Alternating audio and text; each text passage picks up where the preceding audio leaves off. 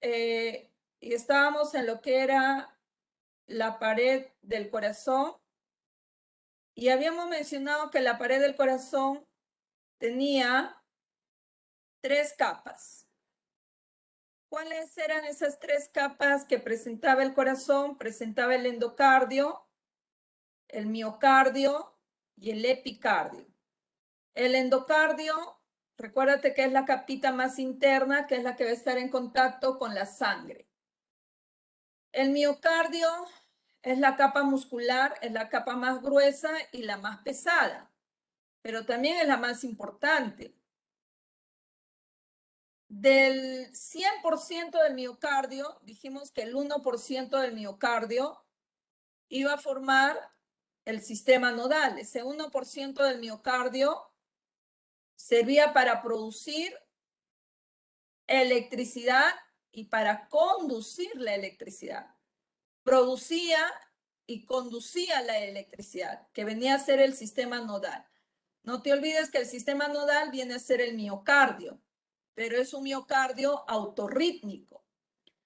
Y el 99% del músculo del corazón forma la pared del corazón y ese 99% del músculo es el músculo que se va a contraer, que se contrae, ¿ya?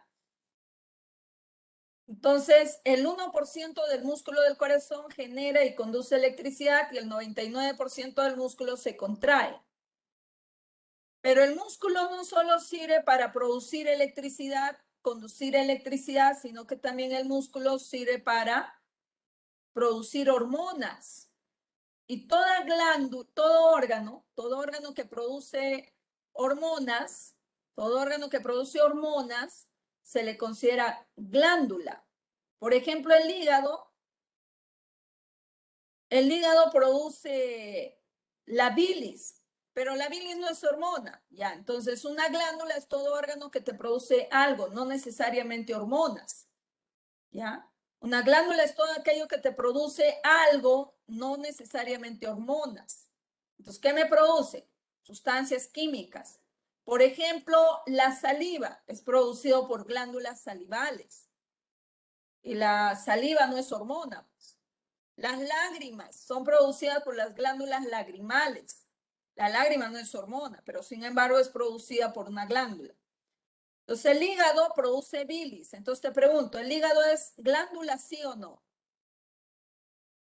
¿Qué dices? Sí, Miss. Claro, porque te está produciendo la bilis. En el caso del marcapaso 1, ¿ya? También le puedo decir que es una glándula. ¿Por qué? Porque me produce una hormona llamado PNA. PNA. PNA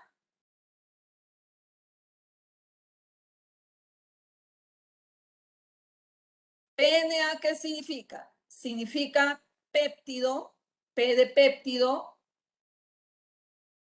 N de natriurético, A de auricular. ¿Por qué a esta hormona se le llama péptido natriurético auricular? Péptido porque su naturaleza química es que es un péptido, es una proteína. Auricular, ¿por qué? Porque es fabricada, producida por el marcapaso 1 que se encuentra en la aurícula derecha. Natriurético. Natri viene de natrium. ¿Qué es el natrium? Es el nombre del sodio. Na es sodio. Entonces, natrium es el nombre del sodio. Urético, ¿por qué? Porque esta hormona sirve para botar el sodio de la sangre. Bota el sodio de la sangre. Entonces, por eso se le llama péptido natriurético auricular. Bota el sodio de la sangre y lo bota por la orina. Por eso se llama natriurético auricular. En el caso del sodio, es su amigo del agua, su yunta del agua. Entonces, si aquí dentro de la sangre, recuérdate que la sangre está compuesto por células sanguíneas y de plasma. El plasma está conformado por agua y solutos como el sodio, el potasio, el cloro, el bicarbonato, el magnesio, el zinc, la glucosa, los aminoácidos, etcétera, etcétera. Entonces, cuando en el vaso sanguíneo aumenta el sodio, en el vaso sanguíneo aumenta el sodio, también va a aumentar el agua, porque ya te dije, donde hay sodio hay agua. Entonces, si aumenta el agua dentro del vaso sanguíneo, ¿qué estaría aumentando? ¿Qué hay dentro de un vaso sanguíneo? Dentro de un vaso sanguíneo hay sangre, pues. Entonces, en este caso, si aumenta el sodio dentro del vaso sanguíneo, aumenta el agua dentro del vaso sanguíneo, entonces, ¿qué ocurre con la cantidad de sangre dentro del vaso sanguíneo? Aumenta el volumen sanguíneo. También aumenta, claro, también aumenta. Entonces, aquí la sangre o el agua que está dentro del vaso sanguíneo va a ejercer presión, presión, presión sobre la pared de este vaso sanguíneo. Entonces, ¿qué va a ocurrir con la pared del vaso sanguíneo? Se estira. Es como si el sodio aumenta el agua, aumenta el volumen sanguíneo. Entonces, ¿qué va a aumentar? La presión arterial. Y si aumenta la presión arterial, entonces acá el volumen sanguíneo está soportando las altas presiones de la sangre. Entonces, ¿qué puede ocurrir con esta pared del vaso sanguíneo? Se estira. Pero si sigue aumentando más sodio, más agua, sigue aumentando más sangre. Entonces sigue aumentando más la presión de la sangre. Entonces va a llegar un momento en que la pared del globo ya no va a poder soportar y se va a romper. Y va a comenzar a derramarse la sangre, a la cual le llamamos hemorragia. Pero recuérdate que frente a cualquier exceso o a cualquier deficiencia o a cualquier desequilibrio que ocurre en mi cuerpo, automáticamente se despiertan los mecanismos compensatorios, se despiertan los mecanismos amortiguadores. En este caso, si hay un aumento de sangre, un aumento de la presión arterial, hay un aumento de la presión arterial, inmediatamente el marcapaso 1 va a secretar el PNA. Entonces, este PNA, ¿qué es lo que va a hacer? Va a hacer de que la sangre que se encuentra dentro de este capilar, dentro del riñón, este PNA va a expulsar el sodio de la sangre. Expulsa el sodio de la sangre. Entonces, el sodio se filtra por este capilar que está dentro del riñón. ¿Y el sodio a quién va a jalar? Va a jalar al agua que está en la sangre. Jala al agua que está en la sangre. Entonces, ¿qué ocurre con la cantidad de sodio dentro de la sangre? Disminuye. ¿Qué ocurre con la cantidad de agua dentro de la sangre? Disminuye. ¿Y qué ocurre entonces con la cantidad de sangre? Disminuye. ¿Y qué ocurre con la presión arterial? Disminuye. Gracias a quién ha disminuido el sodio, el agua, la sangre y la presión arterial. Gracias al PNA. Mire, si este sodio el agua, ¿dónde se va? Del riñón sale por los uréteres. Del uréter se mete a la vejiga y de la vejiga sale por la uretra el sodio y el agua, a la cual le llamamos orina. Entonces, ¿gracias a qué hormona orinamos? ¿Gracias a qué hormona miccionamos? ¿Gracias a qué hormona? Gracias al PNA. Entonces,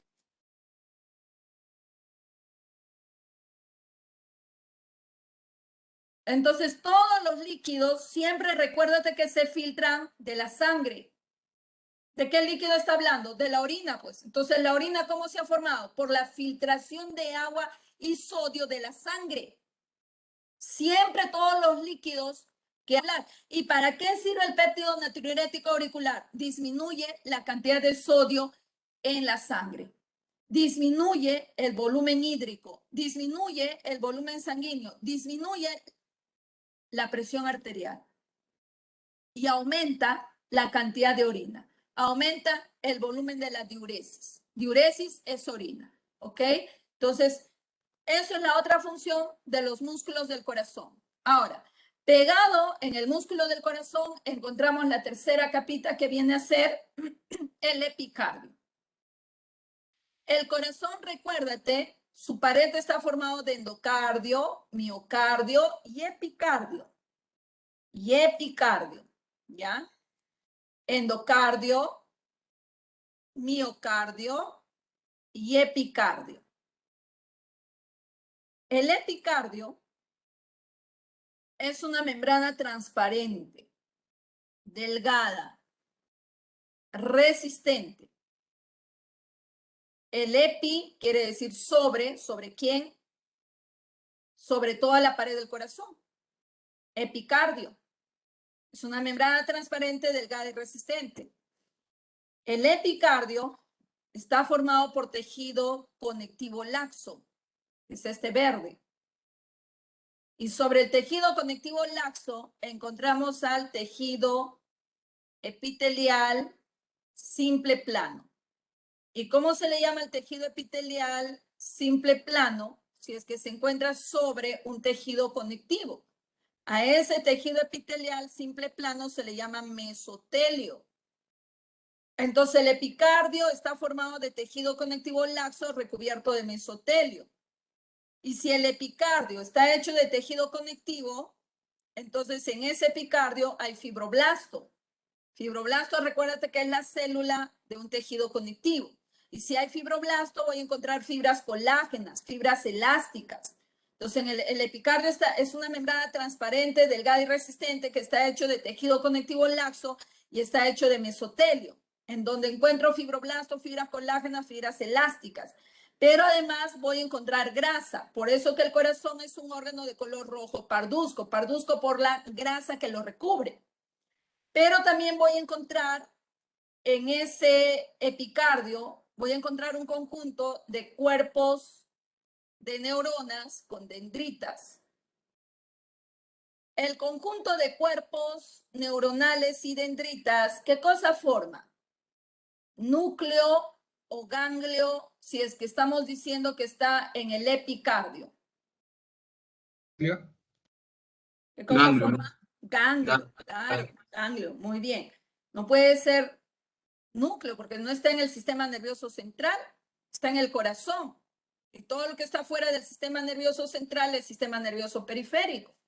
Y si está en el sistema nervioso periférico, estamos hablando de ganglio.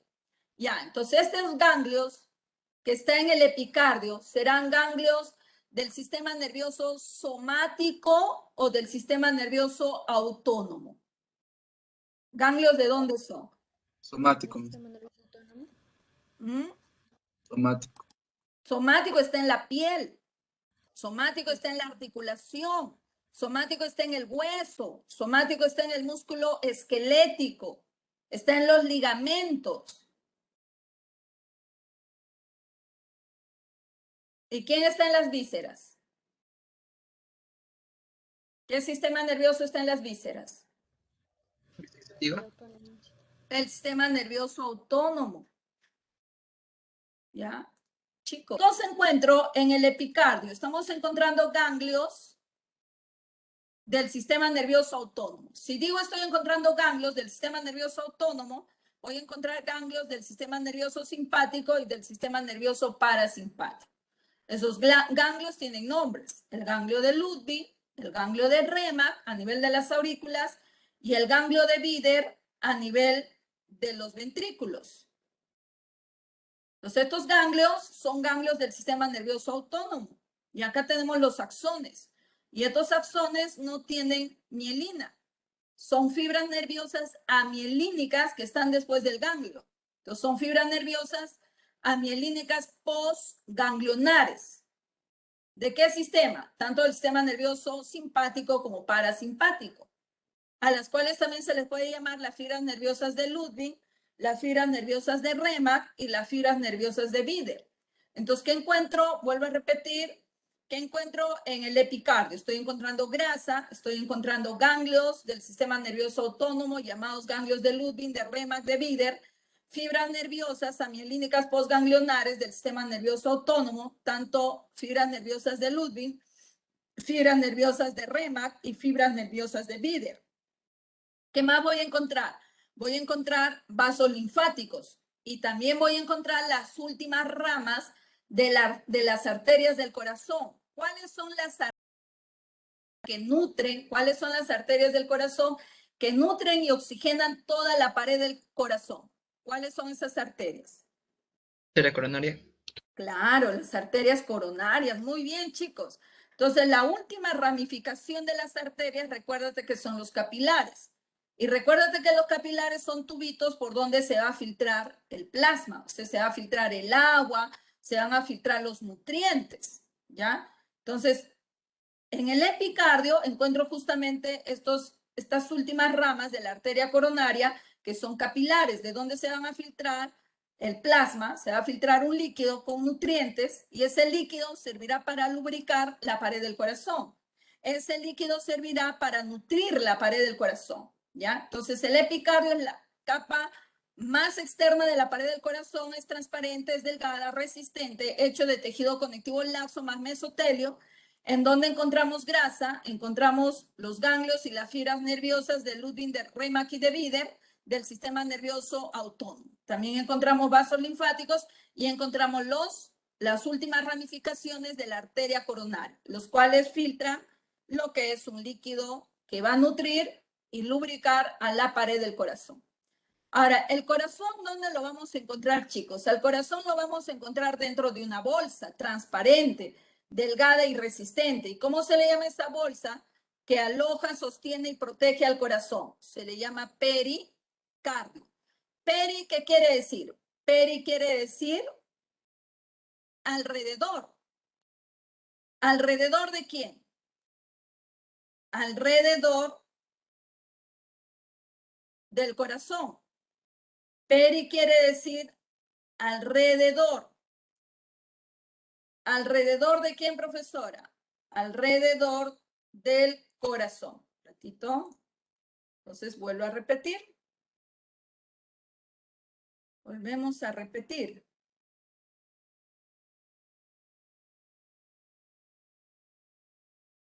Entonces el pericardio es una bolsa transparente, delgada y resistente llamado pericardio. ¿Ya? Entonces el pericardio, si es una bolsa serosa, ¿de qué está hecho? De tejido conectivo. Está hecho de tejido conectivo. ¿Ya? Está hecho de tejido conectivo. Porque es una membrana serosa. Está hecho de tejido conectivo. ¿Para qué sirve el pericardio? Estamos diciendo, sirve para alojar, sostener y proteger al corazón. Vamos a ver acá. Un ratito. Ya. Entonces, mira, ve. Aquí tengo el corazón. Ahí está el corazón. La pared del corazón está hecho de endocardio, que lo puse de color amarillo, pero recuérdate que es transparente. De miocardio, que lo puse de rojo, que este sí es rojo porque es músculo. Y el epicardio es transparente, pero le puse acá de verde, ¿ah? No te vayas a olvidar. Endocardio, miocardio y epicardio. Todo esto es el corazón. ¿Y el corazón dónde lo encuentro? Lo encuentro dentro de esta bolsa llamado pericardio. ¿Ya? Y el pericardio lo puse de verde y lo puse de anaranjado. De verde y de anaranjado. El pericardio son dos. Pericardio seroso y pericardio fibroso. El pericardio son dos. Pericardio seroso, que es el más interno, y el pericardio fibroso, que es el más externo. El pericardio seroso, a su vez, tiene dos hojas. Una hoja que está pegada a la víscera, que está pegada al corazón, es la hoja visceral. ¿Por qué le llamo hoja visceral? Porque está pegada a la víscera, al corazón, por eso le llama hoja visceral. Y la hoja parietal del pericardio seroso, la hoja parietal del pericardio seroso, ya no está pegado al corazón, no está pegado al corazón.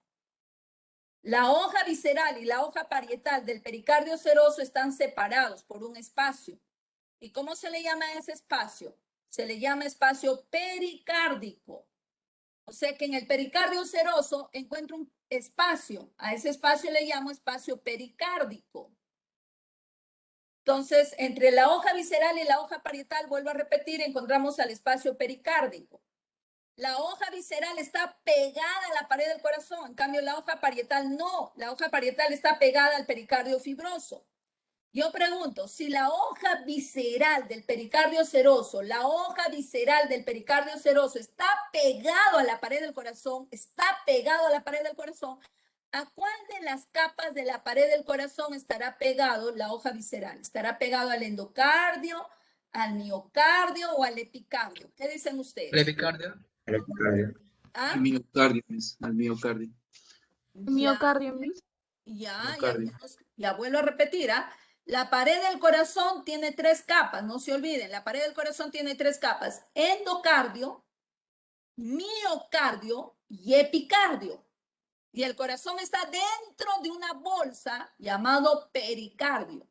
Y el pericardio son 2, pericardio seroso, pericardio fibroso. Y el pericardio seroso tiene 2 hojas, hoja visceral, hoja parietal. La hoja visceral está bien pegada a la pared del corazón y está de verdecito.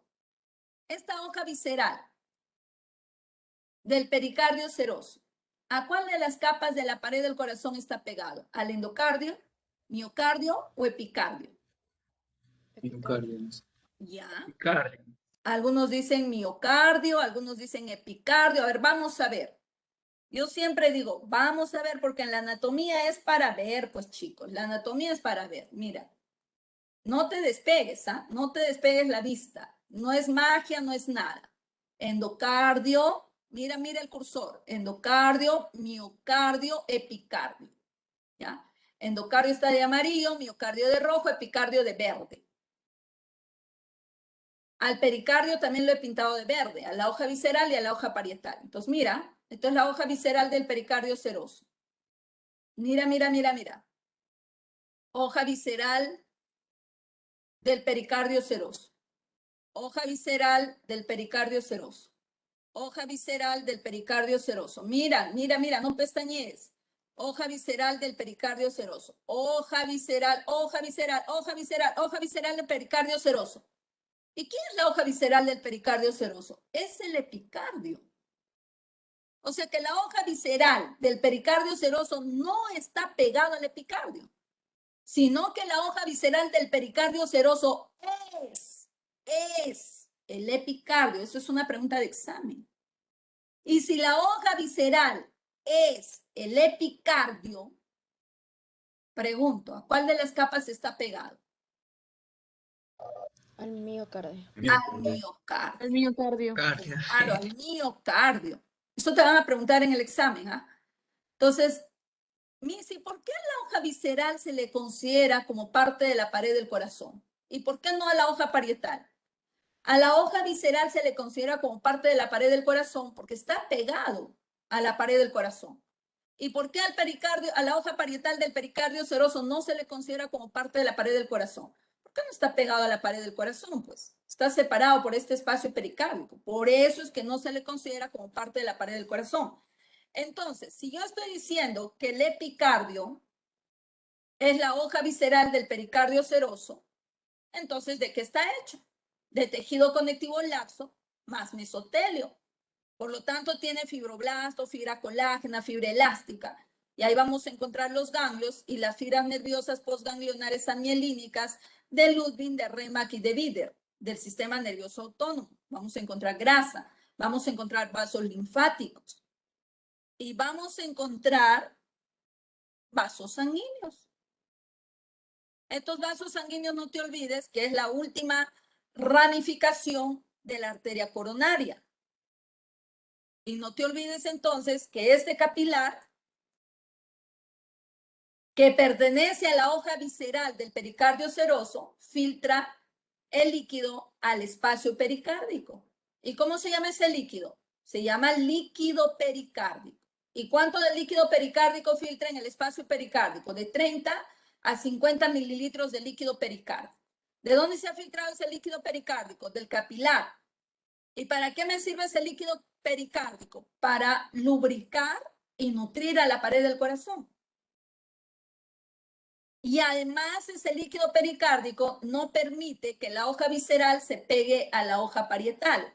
O sea, ese líquido pericárdico evita la fricción entre la hoja visceral y la hoja parietal. ¿Qué pasaría, profesora, si estas dos hojas se friccionan? ¿Para qué me sirve, profesora, el líquido pericárdico? El líquido pericárdico me sirve para lubricar al corazón, nutrir al corazón y evitar la fricción entre la hoja visceral y la hoja parietal del pericardio seroso. Pero ¿quién ha filtrado ese líquido pericárdico? El capilar de la hoja visceral, y la hoja visceral pertenece al pericardio seroso. Por lo tanto, entonces, ¿cuál es la función del pericardio seroso? Sintetizar líquido pericárdico, nutrir y lubricar al corazón, y además evita la fricción entre la hoja visceral y la hoja parietal. ¿Ok? Ahora, si yo estoy diciendo que entre la hoja visceral y la hoja parietal hay un espacio, ¿para qué más me sirve este espacio? Además que sirve para alojar al líquido pericárdico. Cuando el corazón se llena de sangre, el corazón aumenta de tamaño. Y cuando el corazón expulsa la sangre, el corazón recupera su tamaño. Cuando el corazón se llena de sangre, aumenta de tamaño. Si expulsa la sangre por las arterias, recupera su tamaño. Entonces el corazón está en movimiento, pues. ¿Y quién va a permitir el movimiento del corazón? El movimiento del corazón lo permite este espacio pericárdico. Si no habría este espacio pericárdico, el corazón no podría moverse. ¿Y a quién pertenece el espacio pericárdico? Pertenece al pericardio seroso. Por lo tanto, entonces la otra función del pericardio seroso es que va a permitir el movimiento libre del corazón dentro del pericardio. ¿Ya? Entonces, ¿para qué me sirve el pericardio seroso? Sintetiza el líquido pericárdico, nutre y lubrica el corazón, permite el movimiento libre del corazón, así como también ese líquido pericárdico evita la fricción entre la hoja visceral y la hoja parietal del pericardio seroso. ¿Ok? Si el pericardio fibroso, el pericardio fibroso es transparente también. Mira, acá se ve, observa acá, ve. Aquí estás viendo, voy a agrandarlo, aquí estás viendo el pericardio fibroso. Esto es el pericardio fibroso, ¿ya? Esto es el pericardio fibroso. Y mira el pericardio fibroso, es transparente, es delgada, es resistente. ¿Por qué es transparente, delgada y resistente? Porque está hecho de tejido conectivo. O sea, está hecho de tejido conectivo denso fibroso. Y este pericardio fibroso no solo recubre al corazón, mira, no solo recubre al corazón, sino que también recubre el origen de la arteria pulmonar, de la arteria aorta, y también la desembocadura de la vena cava superior, vena cava inferior y de las 4 venas pulmonares. O sea que el pericardio fibroso recubre al origen y a las desembocaduras de los vasos sanguíneos. Para eso me sirve el pericardio fibroso. Pero recuérdate que el corazón está en el tórax, rodeado de diferentes órganos. Entonces, algún proceso infeccioso en cualquier órgano del tórax podría contaminar, podría infectar al corazón. Pero el corazón está protegido por este pericardio fibroso. Entonces, el pericardio fibroso le protege al corazón contra cualquier proceso infeccioso. Pregunto, ¿alguna vez? Entonces, ¿quién evita la sobredistensión del corazón? El pericardio fibroso. Entonces, el pericardio fibroso, ¿para qué sirve? El pericardio fibroso sirve para recubrir el origen y las desembocaduras de los vasos sanguíneos. También sirve para protegerlo al corazón contra cualquier proceso infeccioso. También sirve para evitar la fricción de mi corazón con el esternón y con las costillas. ¿Ya? Vuelvo a repetir. El pericardio recubre el punto de origen y las desembocaduras de los vasos sanguíneos. El pericardio fibroso evita la sobredistensión. El pericardio fibroso evita la fricción del corazón con el esternón y las costillas. Y también el pericardio fibroso, ¿para qué servirá? De este pericardio fibroso van a nacer ligamentos. Del pericardio fibroso nacen ligamentos para sostener al corazón. ¿Y cuáles son esos ligamentos? El ligamento externo pericárdico, el ligamento freno pericárdico y el ligamento vértebro pericárdico. ¿De dónde están naciendo esos ligamentos? Esos ligamentos están naciendo del pericardio fibroso. Entonces servirá para poder sostener el corazón. Entonces, ¿para qué me sirve el pericardio fibroso? Vuelvo a repetir, sostiene el corazón, porque de ella nacen los ligamentos. Protegen al corazón contra cualquier proceso infeccioso. Evitan la sobredistensión y evitan la fricción del corazón contra el esternón y contra las costillas. Entonces, ahora sí, yo te pregunto, el aparato urinario está formado por 2 riñones, está formado por 2 uréteres, está formado por una vejiga y por una uretra. Los riñones son los que forman la orina y esa orina va a circular por la vía urinaria. ¿Quiénes son los que forman la vía urinaria? Lo forman los uréteres, la vejiga y la uretra. Pero eso yo, si lo veo desde la parte más externa, pero si yo le hago al riñón un corte coronal, lo visualizo de esta manera y ahí está el corte coronal. Y miren lo que yo veo dentro del riñón. Dentro del riñón puedo visualizar unos tubos y estos tubos tienen la forma de la copa de un cura. ¿Y cómo se le llama la copa del cura? Hemos dicho que se le llama cáliz. Entonces, dentro del riñón tenemos nosotros estos tubos llamados cálices menores. ¿Y cuántas cálices menores tenemos? Tenemos 8 cálices menores, podemos tener 9, 10, 11, 12, hasta 18 cálices menores.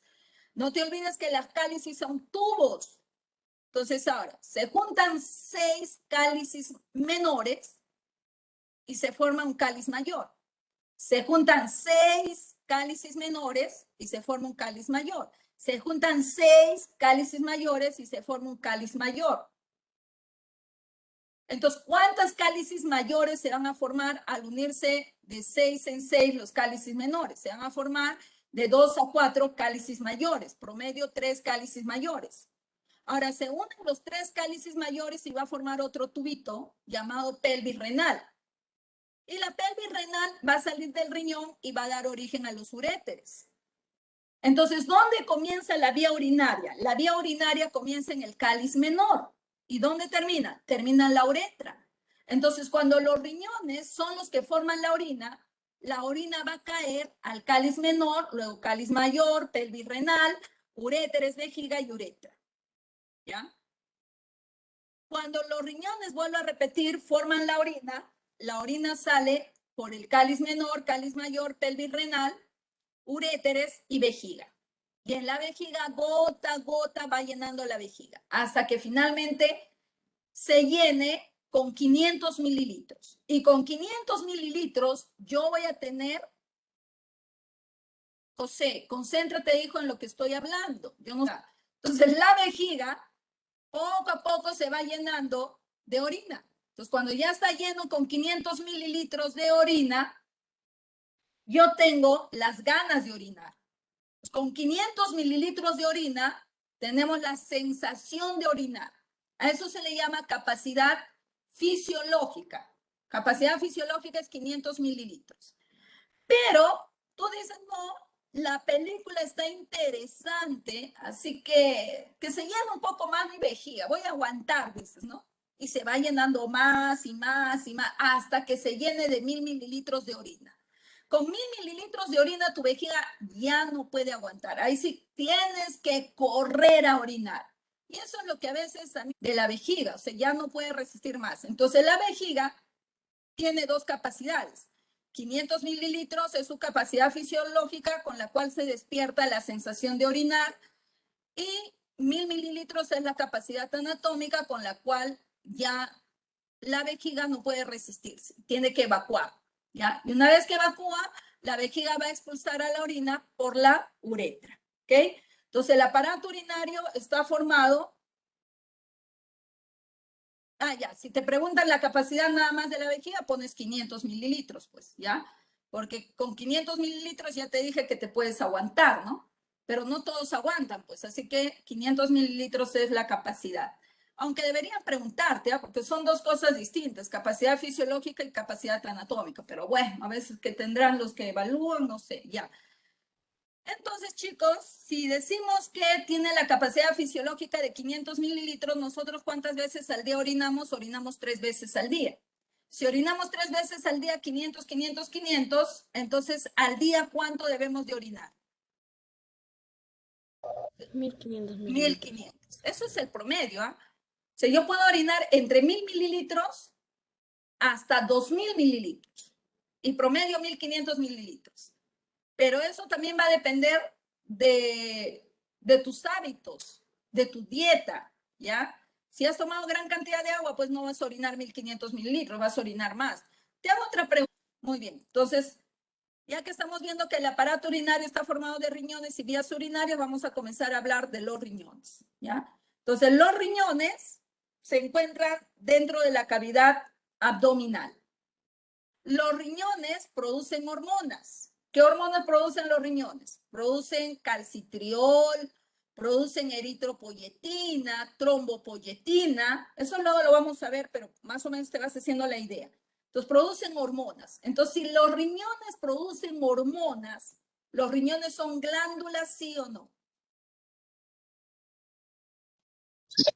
Claro, claro, Miss. claro, muy bien.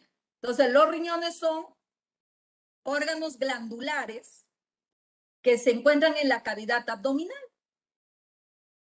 Exactamente en qué parte de la cavidad abdominal lo encontramos. Atrás, lo encontramos atrás. Por eso si alguien me da un puñetazo por la espalda, me va a golpear los riñones. Si yo me caigo de espalda, me voy a golpear los riñones. ¿Ya? Entonces los riñones se encuentran en la cavidad abdominal, en la parte posterior. ¿Exactamente dónde? En el flanco derecho y en el flanco izquierdo. O región lumbar derecha, región lumbar izquierda. ¿Ya? Entonces, acá la persona está de espalda, ¿ve? Entonces, si está de espalda, esto será el lado derecho y esto será el lado izquierdo. Entonces, los riñones se encuentran en la cavidad abdominal, en la parte posterior, exactamente dónde, profesora, en el flanco derecho, flanco izquierdo, o a nivel de la región lumbar derecha, región lumbar izquierda. ¿Detrás de quién? ¿Detrás de quién? Detrás de esta bolsa llamada peritoneo. Recuérdate que el peritoneo son bolsas serosas que contienen al estómago, contienen al hígado, contienen al vaso, contienen a los intestinos, pero no contiene a los riñones, no contiene a la glándula suprarrenal, no contiene a los uréteres. Entonces, ¿dónde están los riñones? ¿Dónde está la glándula suprarrenal? ¿Dónde están los uréteres? Están detrás del peritoneo. Por lo tanto, entonces, los riñones son órganos glandulares retroperitoneales. Retroperitoneales. Que están descansando sobre estos dos músculos de la espalda, que están descansando sobre estos dos músculos de los flancos derecho e izquierdo, llamado cuadrado lumbar de los lomos y músculo psoas mayor. Entonces, los riñones son dos órganos retroperitoneales que están detrás del peritoneo y descansando sobre el músculo cuadrado lumbar de los lomos y sobre el músculo psoas mayor. Si está de espalda esta persona, entonces esto será el riñón derecho y esto será el riñón izquierdo. Entonces, el riñón derecho, ¿a la altura de quién se encuentra? Se encuentra a la altura de la 12 vértebra dorsal hasta la tercera vértebra lumbar. En cambio, el izquierdo está a la altura de la 11 vértebra dorsal hasta la segunda vértebra lumbar. Entonces, alguien se preguntará y dirá, ¿y por qué el riñón derecho está más abajo que el riñón izquierdo? Mira, esto es el hígado, chicos. Esto es el hígado. Y esto es el riñón derecho y esto es el riñón izquierdo. Entonces, el hígado empuja el riñón derecho 2 centímetros hacia abajo. Entonces, si el hígado empuja el riñón derecho 2 centímetros hacia abajo, entonces el riñón derecho se encontrará 2 centímetros más abajo que el riñón izquierdo. Es por eso que el riñón derecho se encuentra entre la vértebra dorsal 2 y hasta la vértebra lumbar 3. Y el riñón izquierdo se encuentra entre la vértebra dorsal 11 hasta la vértebra lumbar 2. ¿Ok? Ahora, si a mí me preguntaran en el examen, un asaltante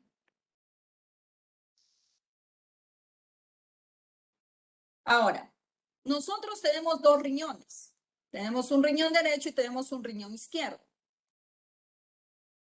Los riñones tienen la longitud de 12 centímetros. 12 centímetros. Un ancho de 5 a 7 centímetros. Promedio 6 centímetros. Y tienen un espesor de 3 a 4 centímetros. Tienen una longitud de 12 centímetros, un ancho de 5 a 7 centímetros, promedio 6 centímetros y un espesor de 3 a 4 centímetros.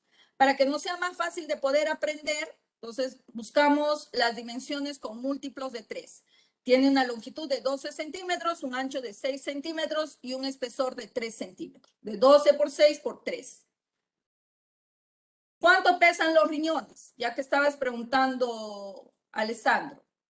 Los riñones pesan de 135 a 170 gramos. De 135 a 170 gramos. Tú sabes que en la mujer el riñón va a pesar de 135 a 150 gramos. En la mujer. En el varón, de 150 a 170 gramos. Promedio, 150 gramos. Pero recuérdate que el riñón derecho está desplazado hacia abajo 2 centímetros por el hígado. Así que el hígado no le ha dejado desarrollarse muy bien al riñón derecho. Por lo tanto, el riñón derecho va a pesar 10 gramos menos que el riñón izquierdo. Si el riñón izquierdo pesa 160 gramos, entonces el riñón derecho va a pesar 150 gramos. Pesa 10 gramos menos. ¿Ok? Ya sabes por qué. Ahora, los riñones tienen la forma de frijoles.